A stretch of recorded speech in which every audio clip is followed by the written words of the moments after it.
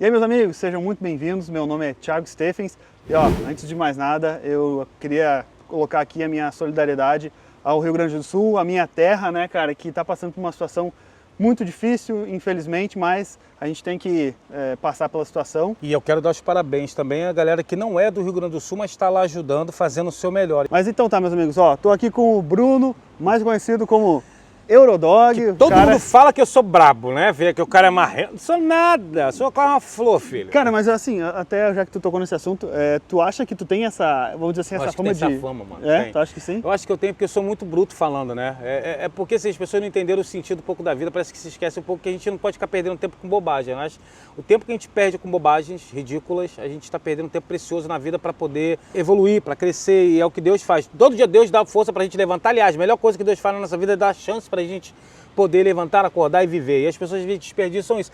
E às vezes confundem o meu jeito de ser dinâmico com ser grosseiro. Para quem não sabe, eu tenho TDAH, né, amigo? Então já é complicado conversar com alguém com TDAH. Então eu falo as coisas que eu penso. É complicado. Mas sou uma pessoa boa, pelo contrário. Não sou uma pessoa ruim, não. O Brunão tem uma história muito bonita aqui, cara. Já tá 6 anos aqui, São né? 6 anos. Vão fazer 6 anos agora no mês de julho. 6 anos, cara. Passou por bastante perrengue aí. Só Deus na causa, filho. O quê?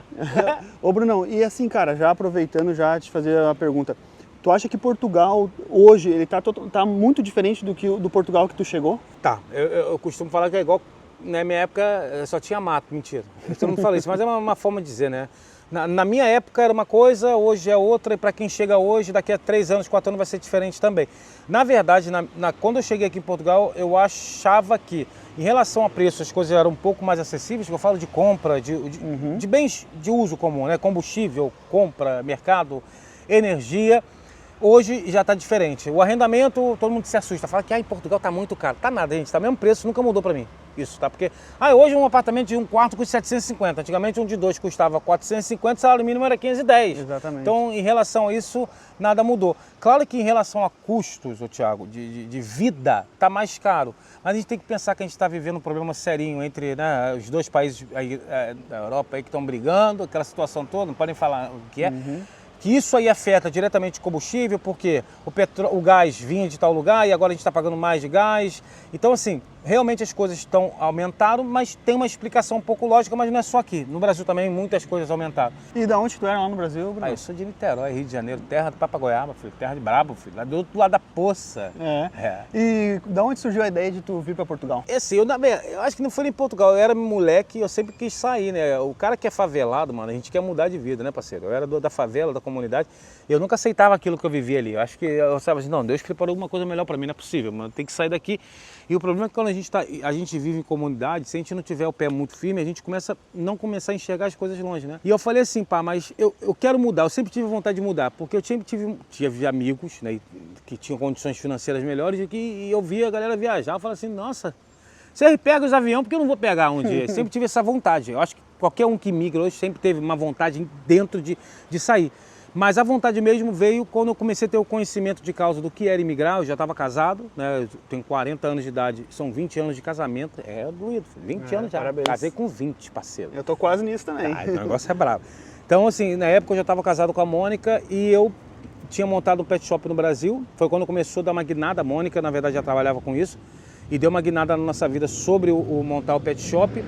E eu pensei o seguinte, pá, o que eu posso fazer pra mudar? Eu via muito filme e eu nunca gostei tipo, mano, do que eu vivia naquele momento. Eu queria sempre mais. Eu via filme com montanha, com neve, eu falei, pô, eu tenho que ver isso. Eu queria viver essa experiência, né? E aí, 2 anos, eu comecei a estudar Portugal, estudar que eu falei, assistir vídeo, pesquisar sobre os sites do governo, como fazer para se legalizar, como que era a legalização, quanto tempo demorava. Comparei com os Estados Unidos, com o Canadá. Meu sonho, na verdade, era para o Quebec, no Canadá. E eu falei assim, nossa, vou para o Canadá. Sem nem falar em português direito, vou para Quebec, que fala francês no Canadá.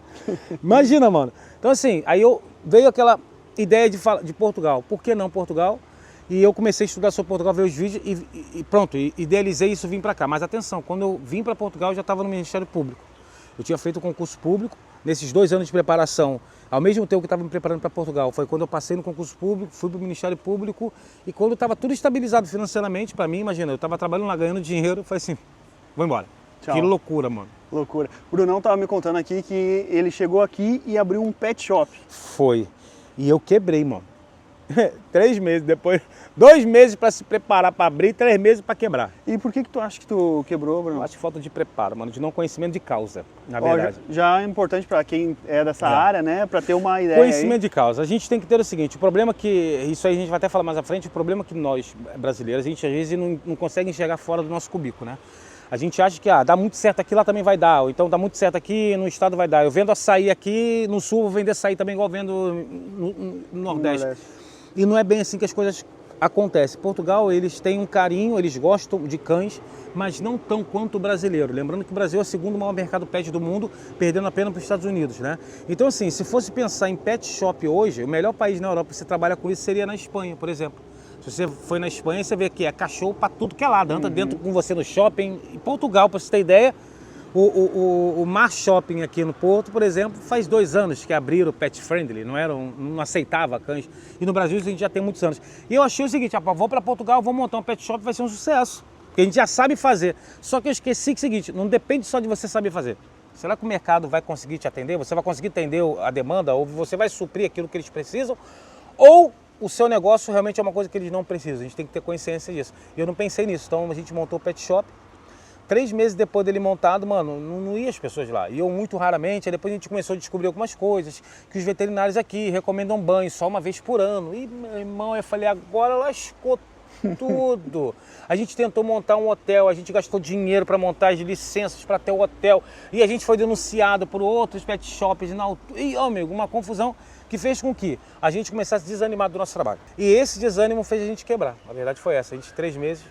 Infelizmente quebrou. E cara, mas assim, já antecipando para as pessoas, né? Tu tá 6 anos aqui. Agora em julho. 6 anos aqui, pô, o Brunão já tem aí bastante conquista material, né? E o intuito aqui é contar um pouco da experiência dele, e focar nisso, mas... quando a gente fala do material, não quer dizer que a gente está aqui para falar do bem material como se fosse uma coisa essencial para ninguém. Sucesso... É para mostrar que, pá, não é porque você é um imigrante que você não tem direito a isso. Exatamente. Pelo contrário, tem uma frase que é verdade, que Deus trouxe a gente para a terra para que o ouro ou a prata fosse nosso, né, mano? Então, eu acredito isso, que Deus me ajuda a transformar a minha vida e através da minha vida transformada sirva de exemplo para outras vidas também. Então, a gente, em 2 anos e meio aqui em Portugal, foi quando a gente, 2 anos certinho, 2 anos e meio, a gente comprou nossa primeira casa. A gente conseguiu financiamento para comprar nossa primeira casa.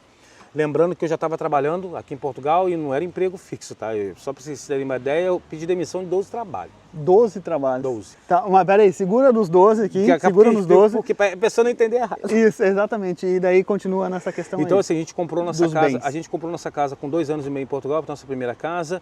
Depois disso, nós montamos uma outra empresa que foi nosso Airbnb, né? Quando a gente fechou o nosso pet shop, demorou mais uns 6 meses. A gente viu que o Airbnb estava dando muito certo.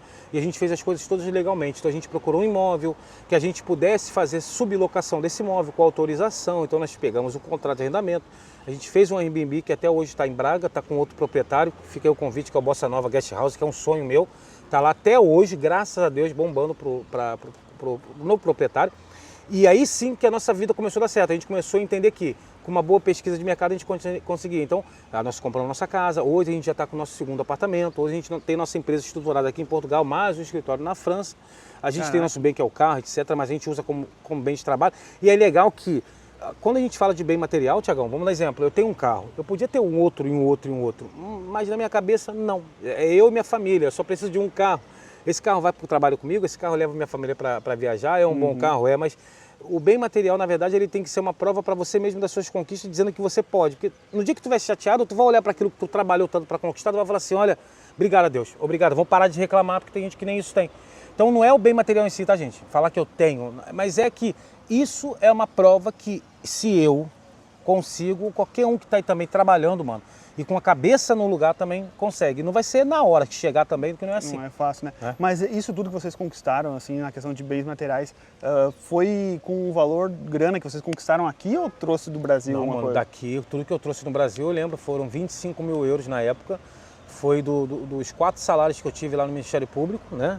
A gente tinha um apartamentozinho também velhote, que era nosso, que a gente ia ganhar, mas aquilo ali não valia nem 10 mil, gente. Era dentro da comunidade, foi embora. Do jeito que estava, foi embora aquilo lá.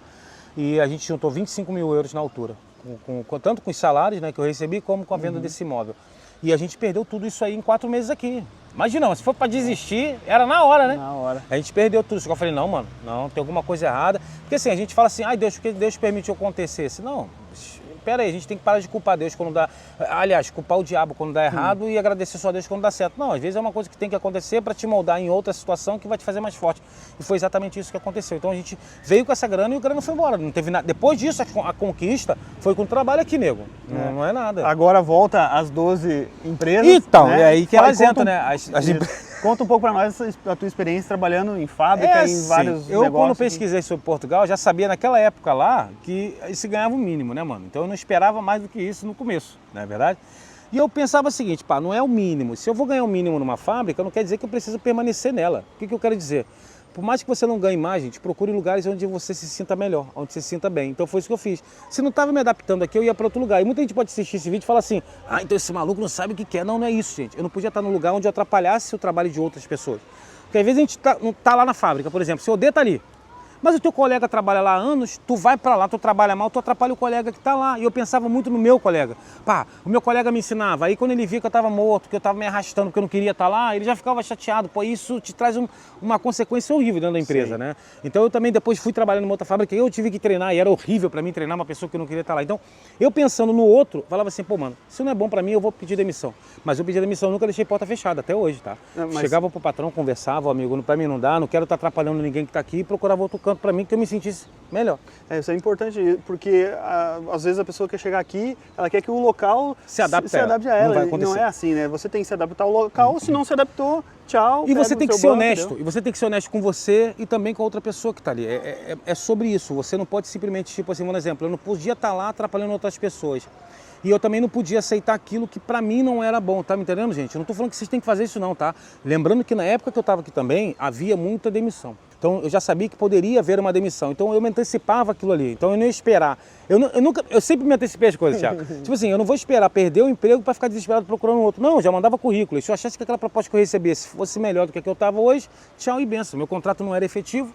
Pronto, mas eu cumpria tudo, tá? Cumpria o que eu tinha. Manda exemplo, eu pedi demissão, tem que ficar aqui mais 2 meses. Ok, então vamos cumprir os 2 meses. Nunca deixei na mão empresa nenhuma, que tanto todas as portas foram abertas novamente se eu precisasse, graças a Deus, entende? Mas só uma questão aí, ele procurou esse bom ambiente aí por 12 empresas. Depois disso, ele fez o quê? Abriu a própria... Nossa. Só que engraçado, né, mano? Eu fui saindo dessas empresas, mas a cada empresa que eu saí eu aprendi alguma coisa. Então, assim, acho que uma me levou a evoluir para outra, que na outra eu já sabia. Porque assim, gente, quando vocês chegam aqui em Portugal, vocês não têm experiência nenhuma no trabalho. Então isso te faz ganhar o mínimo. Então, da primeira para a segunda, para a terceira, não deu em nada. Da terceira para a quarta já era diferente.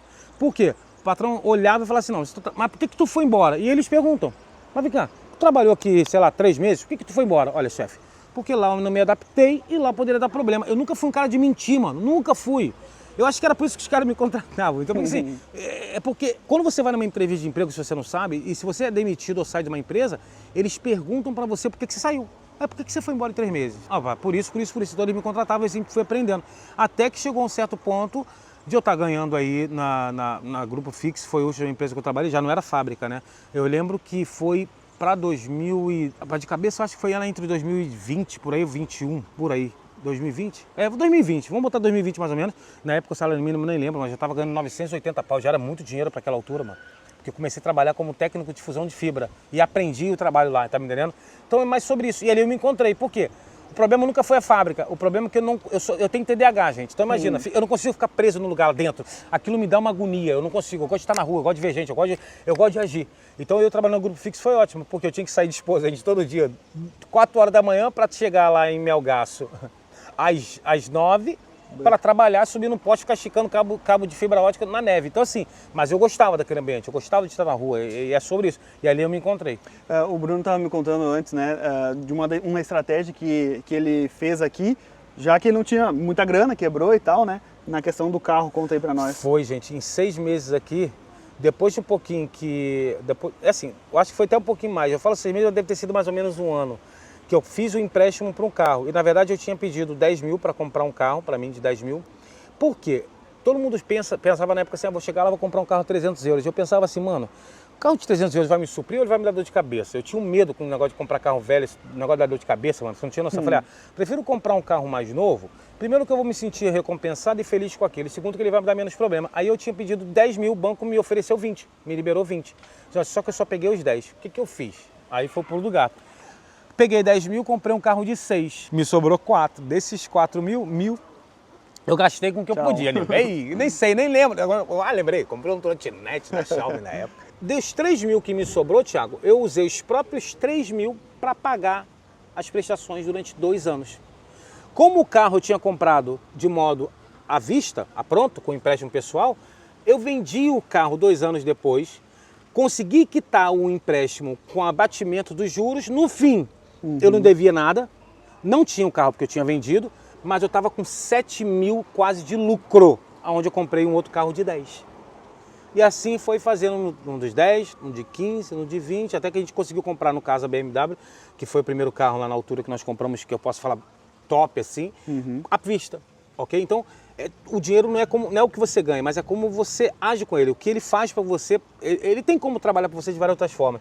As pessoas podem parar que é loucura, gente, mas não é inteligência. Até mesmo se você consegue pegar um empréstimo hoje pessoal para comprar um carro, e aquele empréstimo pessoal ele consegue tirar uma parte para que ele mesmo pague a prestação dele durante 2 anos, ô amigo, o empréstimo aqui em Portugal tem uma taxa de juros não tão grande igual no Brasil, a gente sabe disso. Sim. Só que tem a taxa de juros, só que quando você antecipa isso, que não vale a pena fazer no primeiro ano, tem que ser a partir do primeiro ano, quando você antecipa isso, a taxa de juros cai. Então é como se eles tivessem te emprestado dinheiro quase que sem juros. Então se você pegou 10 mil e você conseguiu pagar 2 anos daquele empréstimo, entre aspas, quando você for quitar o teu carro em 2 anos, você não deve mais 10 mil, não é verdade? Claro. Você deve menos 2 mil. E com abatimento de juros, você deve o quê? Menos da metade ainda. E é sobre isso. E, cara, tu tá há um bom tempo aqui já, 6 anos, né? Eu acredito que tu sabe responder o que eu vou te perguntar agora. Por que tu acha que muitos brasileiros vêm pra cá e logo voltam pro Brasil ou dão errado? Acho que falta de pesquisa não é, que todo mundo fala a mesma coisa. As pessoas pesquisam demais, mas pesquisam aquilo que agrada a elas. Ah, eu não quero saber se o negócio é difícil não, eu quero pesquisar coisa boa. Como me legalizar em Portugal de forma rápida? Como conseguir comprar um carro barato que seja eficiente? Como conseguir alugar uma casa muito barata? São coisas que as pessoas fazem errado. Então hoje, para dar certo em Portugal, é você saber fazer uma pesquisa baseada realmente na realidade que o país vive e no que você precisa aqui. Crescimento. Não é facilidade. Facilidade tu não tem nem no Brasil, pô. Imagina aqui, não é verdade? Claro. Esse que é um dos maiores erros, pelo menos é o que eu acho. É por isso que a galera tá dando muito errado, tem muita gente que volta também. Porque a galera vem com esse pensamento pra cá, Thiago, e a verdade é essa. E as coisas, quando começam a sair do eixo, ela não tá preparada pro erro. Na cabeça dela, ela fez a pesquisa tão certinha pra tudo dar certo, que quando o bagulho chega na realidade, ela acha que tá errado. Não, é um processo normal que você não pesquisou por ele. É isso, eu acho que as pessoas vêm muito focadas no dar certo ali, mas talvez no dinheiro, no iPhone. É igual aquele meme. E esquece que, tipo assim, cara, antes de dar certo... Vai dar errado demais. Vai dar muito errado, E é igual aquele meme. E aí se der errado? Não, se der errado, nós vamos... Não, se der errado. O que você faria se der errado? Eu sempre penso nisso.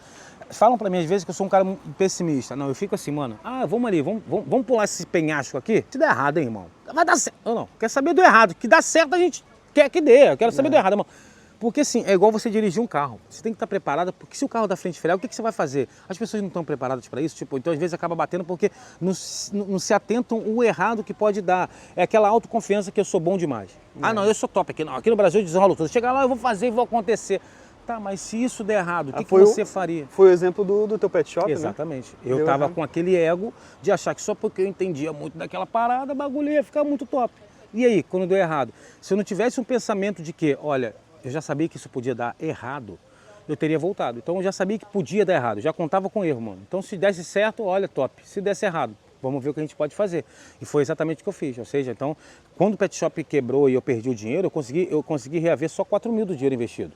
Vendendo as coisas que tinha lá, foi 4 mil euros. Eu lembro até hoje, desses 4 mil euros eu usei para pagar as dívidas, comecei a trabalhar numa outra empresa, eu e a Mônica, guardei 3 mil euros durante 1 ano e meio, mano. Vendi o carrinho que eu tinha, comecei a andar a pé durante 1 ano quase, indo para a fábrica.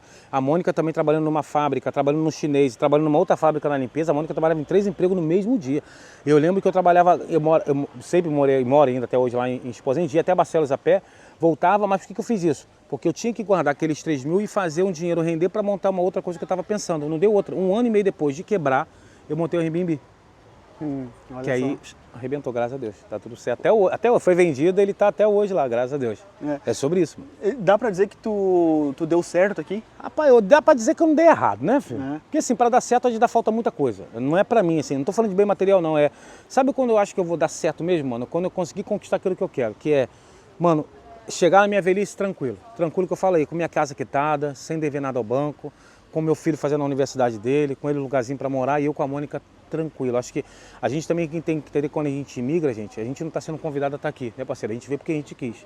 E ninguém te botou um tapete de porta de entrada batendo palma. Então, essa galera que vem pra cá, que eu vou pra lá, já vou preparado pro português, que ele é muito preconceituoso. Tu já vem pra cá armado, lembrando que tu tá entrando armado na casa dos outros. Ninguém que é obrigado a gostar de você não foi convidado para estar aqui, tá vindo porque quis. Então vem para cá focar no que é teu, fazer o que é teu para dar certo. Sem se preocupar se o cara gosta de você ou não, se ele fala, volta para tua terra. Gente, falam tanto para mim isso. Volta para tua terra. Eu falei, qual delas? Que eu tenho duas. Tem no Brasil, tem que expor, gente. Porque você leva na brincadeira, leva na paz, faz o seu melhor. Sabe quando que você consegue calar a boca dessas pessoas? Quando você dá certo, irmão. Exatamente. Aí ninguém fala mais nada. É sobre isso. Ninguém vai respeitar, desculpa o termo, depois você corta aí, ninguém vai respeitar fudido. Ninguém vai te respeitar. As pessoas só te respeitam quando você dá certo. Aí você dá um tapa na cara de qualquer sociedade, eu dei certo, então a gente não vai conversar. Quer falar sobre mim? Então seja melhor do que eu. Fora isso, a gente não tem conversa. E acabou. Outro detalhe, a gente vai ficar velho aqui, Thiagão.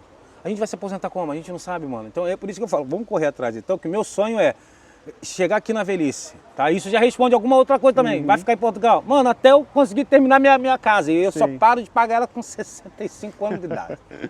Não, é isso. Ô, Brunão, já que hoje tu é empresário, eu queria saber a tua opinião em relação aos impostos, cara. As pessoas dizem, né? Eu não tenho experiência, por isso que eu tô dizendo. Deus queira que tenha também, já falei pra você. As pessoas dizem que os impostos aqui em Portugal, eles são muito altos para quem é empresário. Na verdade é o seguinte, na verdade os impostos em Portugal não são tão altos assim, como as pessoas pensam. São dificultosos. A diferença é que no Brasil, desculpa, ia falar quem está aí sabe bem disso, você dá migué em tudo. Você omite aqui, você emite imposto aqui, você faz uma série... que aqui em Portugal é cadeia. Tá? A gente chama isso aí também de omitir declaração de imposto, dinheiro recebido, você está recorrendo a um crime de branqueamento de capital, né? Inclusive, uma das exigências para mim ter minha empresa foi fazer esse curso que é dado pela polícia judiciária, atenção. Então, antes de eu entrar lá, eles já vão verificar minha vida e minha empresa inteira para saber se eu não cometi esse crime antes de fazer o curso. Então, o que eu aprendi aqui? Aqui em Portugal não tem como você dar burro na água. São 23% do IVA, que às vezes do imposto. Como que funciona aqui, gente? Para você não saber, você vai no mercado comprar um refrigerante, você paga um imposto, você paga o IVA, que está embutido em cima daquele valor. Só que é um valor que você paga para o Estado. Mesma coisa na empresa. A questão é que algumas empresas brasileiras quebram aqui, porque a galera pega esse dinheiro e fica para eles em bolsa e depois não tem como pagar o Estado. E aí o Estado penhora tudo e eles perdem. Então ficam com dívida aqui em Portugal e podem até ir para a cadeia por conta disso. Então a questão do imposto em Portugal não é que ser alto, só é para mim certinho. E aliás, eu acho que isso aí também tá para ser indexado ao Brasil. O Brasil também tá já com um projeto para meter o IVA lá. Só que aí também, querendo ou não, a gente também vê o dinheiro sendo investido aqui em Portugal, tá? O dinheiro do imposto. Também não é o melhor país do mundo para isso, também tem seus problemas, mas a gente vê, querendo, a gente tem uma estrada boa, a gente tem uma nacional boa, a gente tem um sistema de saúde que funciona. E cara, tu acha que hoje em dia ainda vale a pena comprar casa, né? Porque a gente está vendo que um aumento aí das taxas de habitação, né? E tal.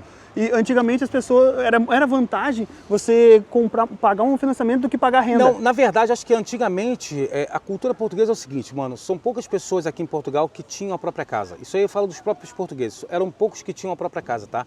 A maioria dos portugueses viviam de renda, ok? E as casas eram de investidores, ou então as casas, normalmente, você vê muita casa fechada, porque a maioria das casas aqui às vezes são de proprietários que estão fora do país, que estão morando fora e deixam a casa aqui. Então, antigamente, era muito mais fácil pagar um arrendamento. E sempre foi mais barato. Só que, pensa comigo, quantos portugueses hoje já são idosos, são velhotes, como a gente chama aqui, e moram de arrendamento? Muitos não têm a própria casa porque tem essa mentalidade de que mais valia pagar um arrendamento. Aconteceu o quê? Taxa Euribor subiu, valores dos imóveis subiram, foi atualizada a taxa de metro quadrado, fez com que, consequentemente, o quê? Os arrendamentos aumentassem. Todo mundo tem um mito de falar que aumentou o arrendamento porque os imigrantes... Gente, não tem nada a ver com imigrante. Isso é tudo baseado nos impostos. Os impostos aumentam, os imóveis aumentam também. Porque, para quem não sabe, não sei se você sabe disso, dentro de um arrendamento, o proprietário paga 28% de imposto sobre o arrendamento que ele te cobra. Então, quando você fala que o arrendamento de 750 euros está caro, pensa aí, ele paga 28% desse valor que ele recebe. Ainda tem que pagar a taxa de AMI da casa dele. No fundo, um imóvel de 750, o cara fica com 300 pau por mês. E se esse imóvel estiver financiado, às vezes o cara não ganha zero. Exatamente. Mas vale a pena comprar, cara. Eu ainda recomendo que compre a É. sua, porque no futuro você tem alguma coisa que é teu, né? E assim, o que que tu acha que Portugal, tipo assim, tem de diferente eu vi que tu gosta de viver aqui, Eu tu gosto. ama viver aqui. Eu gosto que eu sou muito direto, e os portugueses também são, então parece que a gente tá brigando. Eu tô em casa, mano, eu me sinto bem pra caramba. O que que tem aqui, cara, que tu acha assim, não, aqui é um país que diferente. Cara, é assim, a gente não pode, é inegável, né? A gente, na verdade, eu quando fico triste, que já aconteceu muito, tá? Eu nunca pensei em voltar pro Brasil, tá, nego? Porque assim, eu cortei a ponte realmente, cortei a ponte. Eu sou filho único de mãe solteira, a minha mãe já tá comigo aqui, não tem nada lá que eu cortei ponte, que tanto quando no Ministério Público eu pedi exoneração, eu não pedi férias, pedi exoneração. Eu quero cortar do quadro, porque eu não queria ter ponte. O que que tem de melhor aqui, na minha opinião, do que eu tenho lá? O que vai ter melhor aqui para você é diferente do que tem melhor para mim. O que tem melhor aqui para mim é o que me fez sair de lá. Você entendeu? Entendi. Então vamos dar exemplo. Às vezes a pessoa acha que aqui é melhor ter um bom carro, porque no Brasil ele não tinha condição de comprar. Para mim, o melhor aqui é eu ter a paz que eu não tinha lá, a tranquilidade que eu não tinha lá. Comprar as coisas no meu mercado sem fazer continha na moeda, que lá não podia fazer.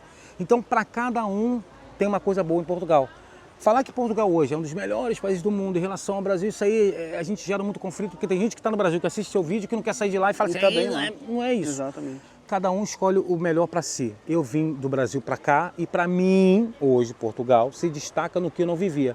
Para quem vive comunidade sabe, o que é chegar, saber se você vai piscar farol. Hoje eu pisco farol ou não pisco, porque uma hora é uma facção, outra hora é facção. O que eu faço? A facção tem que piscar farol, outra agora tem que ligar o alerta. O que eu faço? É horrível isso. Uma hora é você saber que você vai sair, não sabe que você vai voltar. Uma hora é pegar trânsito, discutir no trânsito. Eu, antes de vir para cá, por exemplo, eu era um cara agressivo, eu era um cara brigão, já botaram arma na minha cabeça. Eu era tudo, mano. Ou eu ia morrer, eu não estaria vivo lá, no meu estresse que eu tenho. Tu acha que Portugal era o que tu imaginava? Eu idealizava Portugal na minha cabeça de uma forma, né? E quando eu cheguei aqui, não era não, mano. Não. Não. Quando eu cheguei aqui, eu idealizava de uma coisa, porque assim, na nossa cabeça, a gente vê muito... Já viu o filme Mamma Mia? Tu lembra dessa parada ou não? Não. Mamma Mia era um filme que era um casamento, que foi na Grécia, e né, eu pensava assim, a Europa é aquilo, né, filho? É a Toscana. Eu nem sabia de noção, Toscana fica na Itália, mas eu achava aquelas casas de pedra com aquelas flores maravilhosas, eu acordando todo dia, olhando as coisas bonitinhas, não vendo moto. E o caramba, carioca, odeia moto. Parceiro, cheguei aqui, não era nada disso. Eu comecei a entender que Portugal era um lugar que eu escolhi viver, que era parecido com onde eu vivia, só que de uma forma mais segura, mais econômica, com mais direito a acesso aos bens materiais ou bens públicos, às conquistas que já são feitas há muito mais tempo que a gente, mas era um lugar normal. Depois que eu cheguei aqui em Portugal, eu vi que não é o Walt Disney, mano, mas querendo ou não, era o que eu vim buscar. Atenção, era qualidade de vida, era tranquilidade, era minha paz, era eu me autodescobrir de novo e me dar a chance de recomeçar. Fala que é gostosão você dar restart na vida, né, mano? É que você dá restart.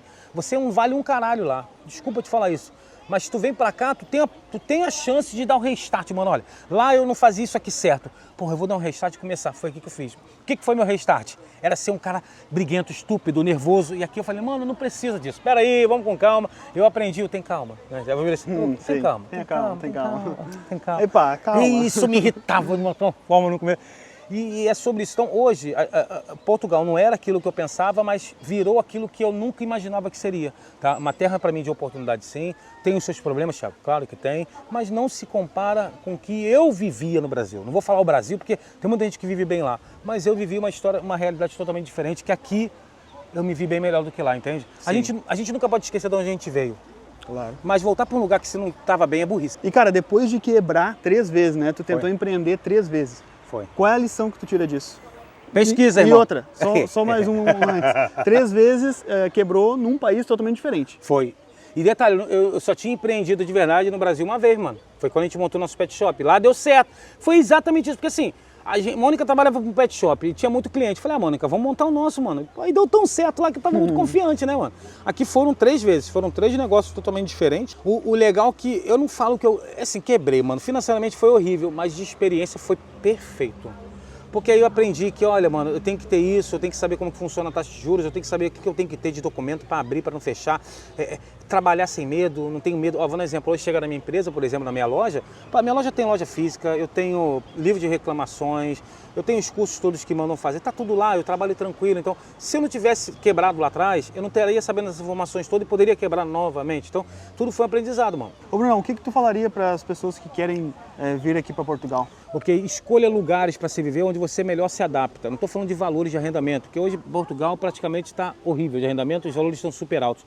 Mas escolha uma cidade que mais se identifique com você de verdade. Não é porque um está em Porto que tu vai para o Porto. Vá para o Porto se tu achar que realmente Porto é uma cidade boa para ti.